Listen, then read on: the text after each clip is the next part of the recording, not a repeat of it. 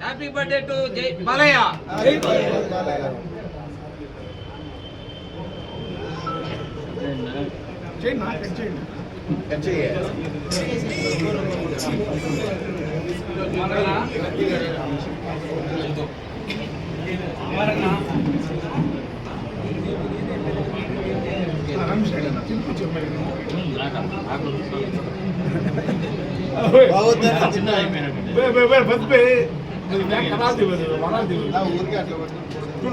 చక్కెర ఉండేదే తినిపిస్తాడు.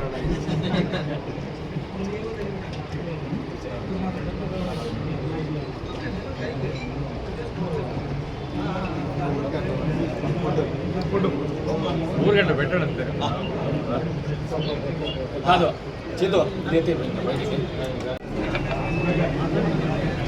ఆంధ్రప్రదేశ్ రాష్ట్రంలో తెలుగువారు ఎక్కడున్నా కూడా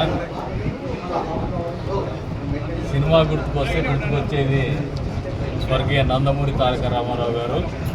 స్వర్గీయ నందమూరి తారక రామారావు గారు గుర్తుకొస్తే ఆటోమేటిక్గా నటరత్న నందమూరి బాలకృష్ణ గారు ఆటోమేటిక్గా అందరూ కూడా గుర్తుకొస్తారు. మామూలుగా ఒక కెరీర్లో 50 సంవత్సరాల పాటు సుదీర్ఘంగా ఉండడం అనేది ఒక అద్భుతం. ఆ అద్భుతాన్ని ఆవిష్కరించడంలో మరొక అద్భుతాన్ని ఆవిష్కరింపజేసినటువంటి మా నటసింహం నందమూరి బాలకృష్ణ గారు పద్మభూషణ్ని వచ్చిన సందర్భంగా ఇంకొక మైలురాయిని దాటినారు. భవిష్యత్తులో మరో మైలురాయిని కూడా సాధిస్తారని చెప్పేసి ఏదైతే రాజకీయ రంగంలో కూడా తనదైనటువంటి శైలిలో హిందూపురాన్ని నందమూరిపురంగా మార్చి హ్యాట్రిక్ ఎమ్మెల్యేగా నిలిచిపోయి ఏ హీరో కూడా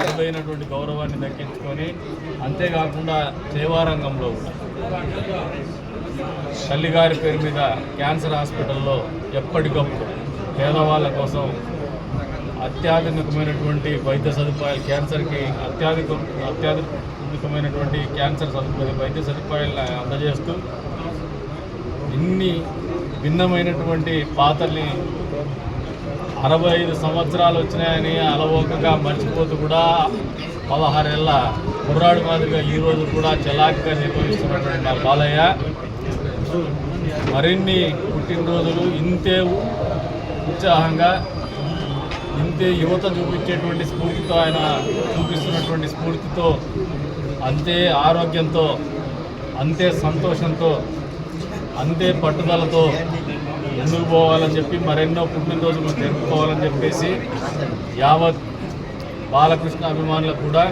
ఈ పండుగ సందర్భంగా శుభాకాంక్షలు తెలుపుతున్నాము. నందమూరి బాలకృష్ణ గారికి మనందరి తరఫున కూడా పుట్టినరోజు శుభాకాంక్షలు తెలుపుతున్నాము.